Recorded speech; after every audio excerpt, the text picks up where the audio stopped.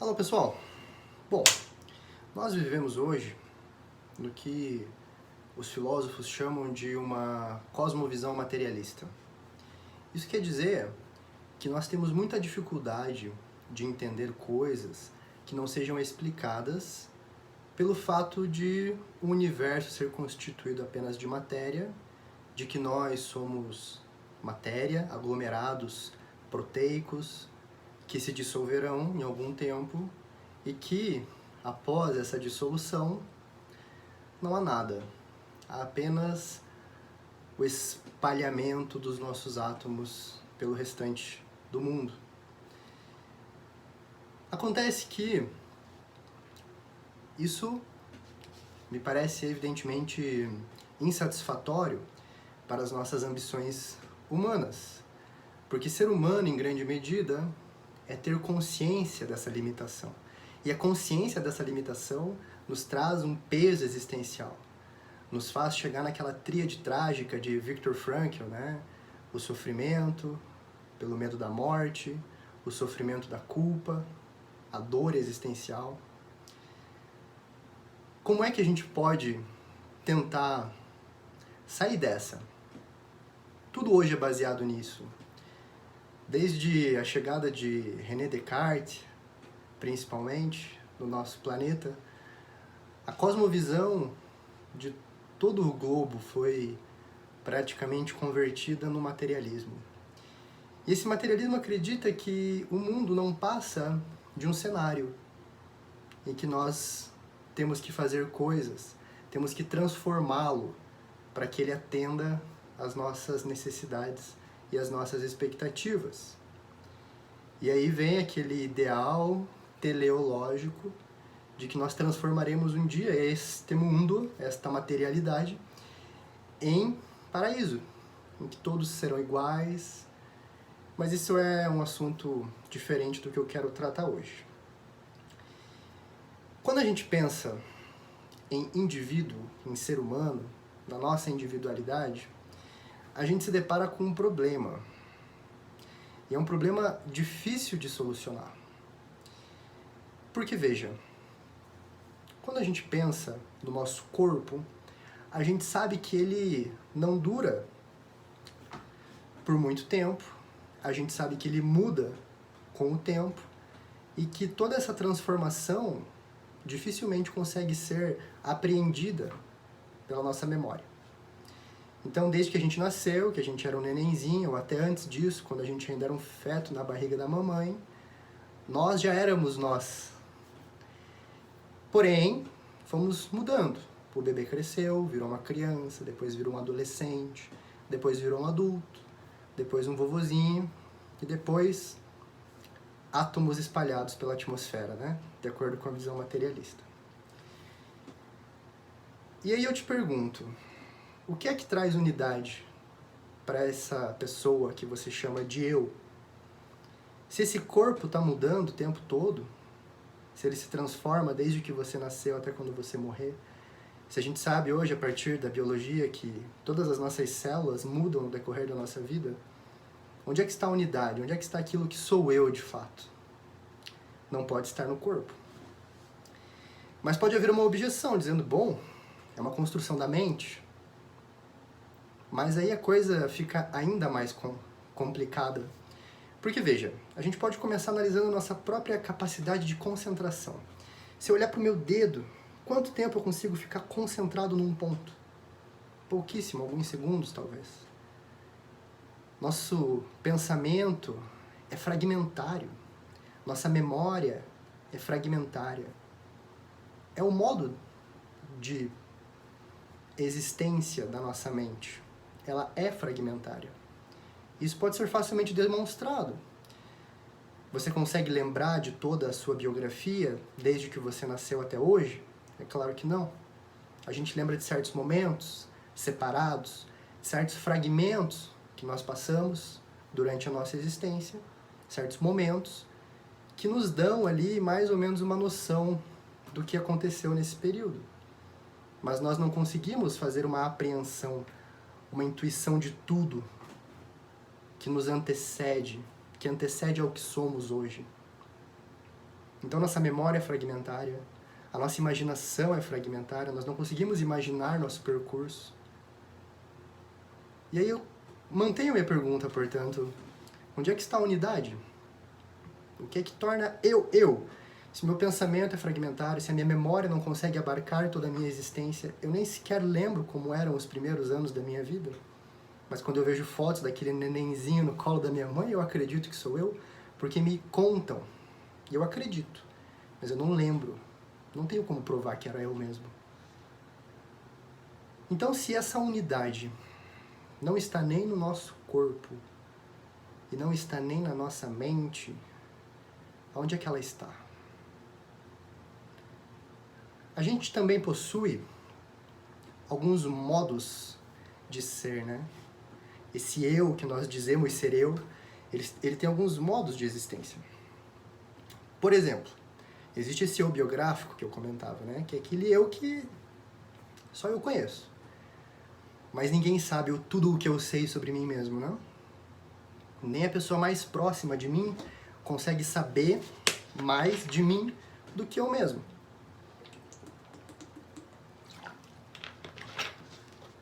O que as pessoas sabem de mim é aquilo que eu conto para elas ou aquilo que a minha convivência com elas mostra. Então seria essa outra modalidade de eu, né? Que é esse eu social, esse eu que compartilha a vida com outras pessoas, que é diferente do eu biográfico. Essas pessoas não têm o conhecimento do meu eu biográfico, que só eu tenho, mas elas têm um conhecimento do meu eu social. Então é uma outra modalidade de eu, de existência. Mas também existe esse eu que está aqui agora, esse Breno que está aqui falando, fazendo esse vídeo. É uma modalidade presencial no momento, agora, que está participando aqui do presente. Que é mais uma modalidade do eu. Mas como é que essas modalidades podem permanecer unidas e eu saber que no fundo disso tudo eu sou eu e não outra pessoa? Onde é que está esse eu substancial? Esse eu que não muda? Esse eu que desde que eu sou eu, continua sendo eu e nunca vai deixar de ser. Esse eu substancial é a raiz para que nós consigamos perceber o como a cosmovisão materialista é inadequada para explicar a nossa vida e a maior parte dos fenômenos que nós podemos acessar. Então, esse eu substancial, que nós podemos chamar também de alma, é um componente necessário para que todas essas modalidades do eu, que eu comentei agora há pouco, possam se manifestar. Mas veja, esse eu não muda, ele é sempre o mesmo. Mas como isso é possível se nós vivemos no espaço-tempo? Nossa modalidade de existência, na realidade concreta que nos cerca, é uma realidade espaço-temporal. Mas o que é esse tempo? A que eu me refiro quando eu digo tempo? Bom, me parece que o tempo pode ser visto de 4 maneiras, pelo menos. A primeira delas é uma modalidade da nossa participação na existência. Porque desde que nós somos bebezinhos, nós crescemos e mudamos antes mesmo de perceber que isso acontece. Então essa mudança, que pode ser posteriormente medida com o tempo, é antes uma participação que nós temos na realidade. E naturalmente, conforme nós vamos amadurecendo, nós começamos a perceber essa mudança. E essa então seria a segunda forma de visualizar o tempo, como a percepção da mudança que nós temos de nós mesmos e depois do mundo. Depois desse tempo pode ser usado como uma forma de medida, de mensuração.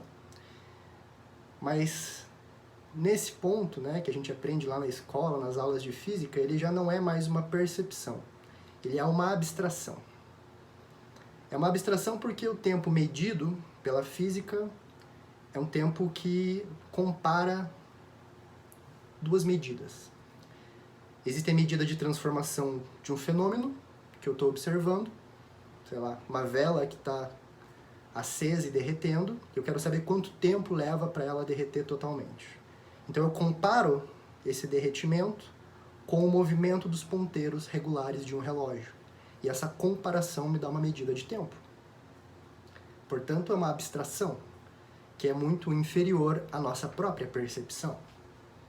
E só consegue existir após a nossa percepção.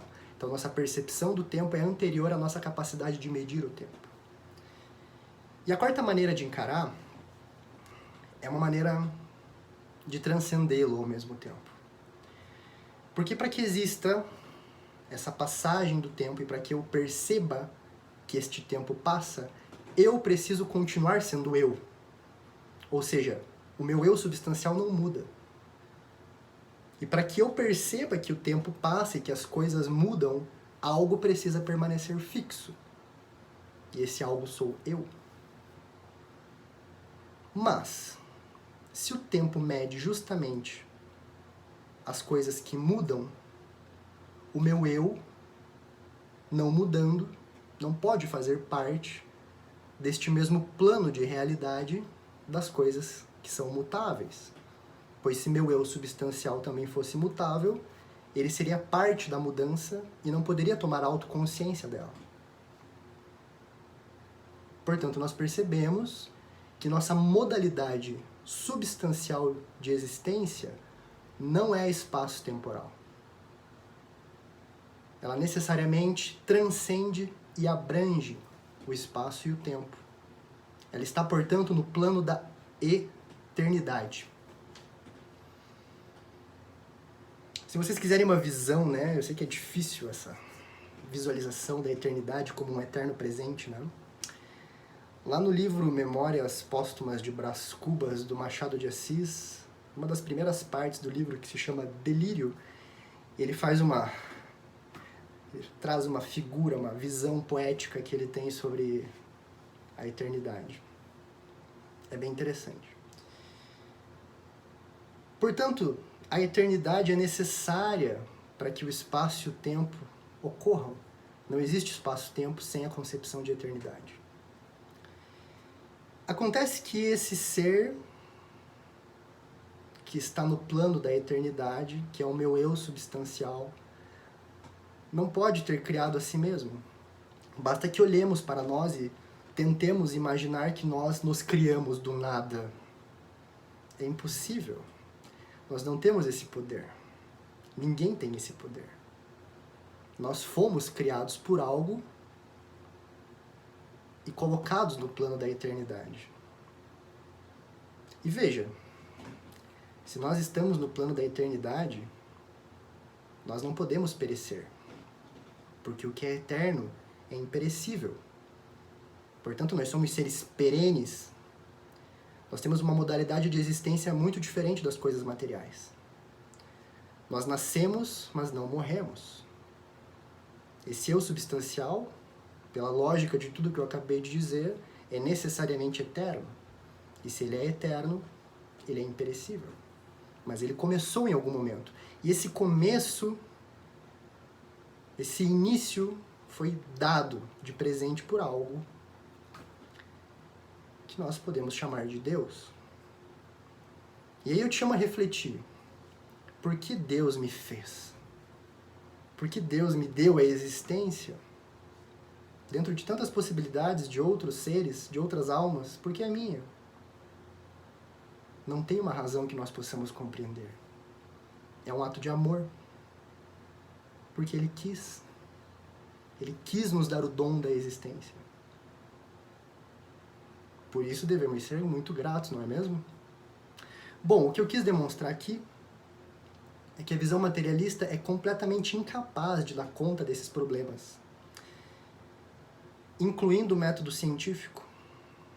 A intuição científica não dá conta desse tipo de problema. E o que vocês acabaram de presenciar aqui é um tipo completamente diferente de intuição. É uma intuição filosófica. Então, existem outras modalidades de conhecimento e de autoconhecimento que precisam ser colocadas novamente na nossa cultura, para que nós possamos sair deste buraco, deste lodo em que nós nos enfiamos, graças às mais diversas doutrinações ideológicas existentes. Veja que aqui eu não falei de religião, eu não falei de fé, eu não falei de nada que não a própria lógica interna da nossa modalidade de existência. Só que sem isso, nenhuma religião pode fazer sentido. A filosofia, portanto, é uma das portas para que nós entendamos em profundidade as religiões e a nossa própria modalidade de existência. E quem sabe abra novos caminhos para todos nós. Bom, galera, é isso. Fiquem com Deus e um abraço.